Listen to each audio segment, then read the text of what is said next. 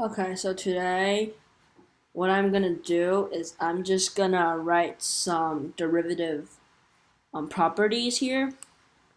So in the first video I recorded, I said that the derivative of any constant number n is equal to 1 because the slope of the tangent line of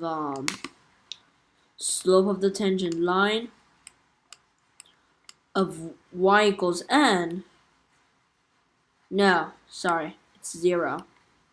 Sorry, because the slope of the tangent line of y equals n is 0, because if n is right here, it's 0, the slope is 0, and it's right here, the slope is 0, and n is right here, the slope is always 0 if you're taking the derivative of a constant.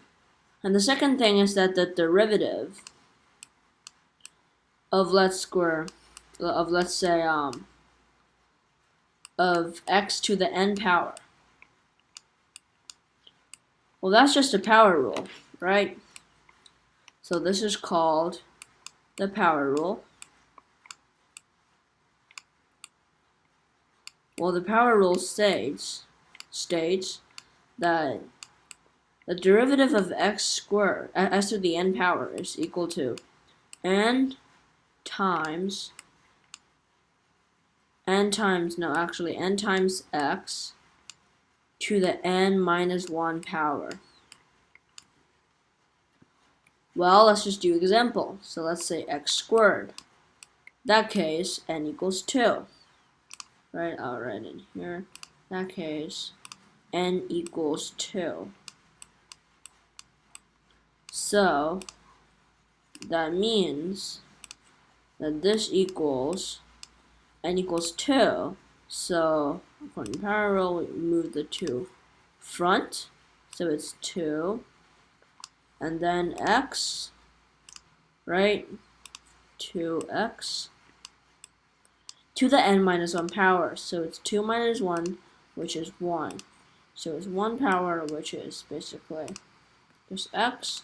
So it is 2x. That's x squared. Let's do another example. How about x cubed? Well, x cubed equals, so now n equals 3, right? N equals 3. So first, you move the exponent forward, so you get 3. And then you have x. And then you decrease the exponent by 1, so it's 3 minus 1, which is 2. So your answer is that the derivative of x cubed is, well, 3x squared.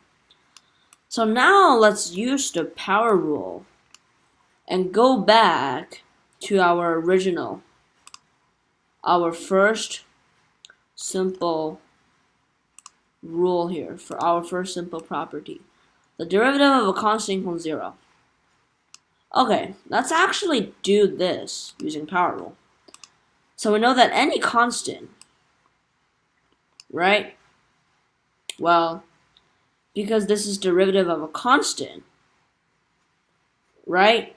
That means that it's the same thing, because the constant is the same thing as the constants multiplied by x to the 0 power, because we know that any number to the 0 power is equals 1.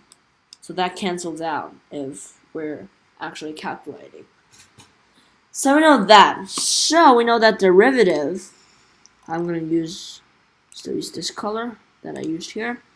So we know that the derivative of a constant is equal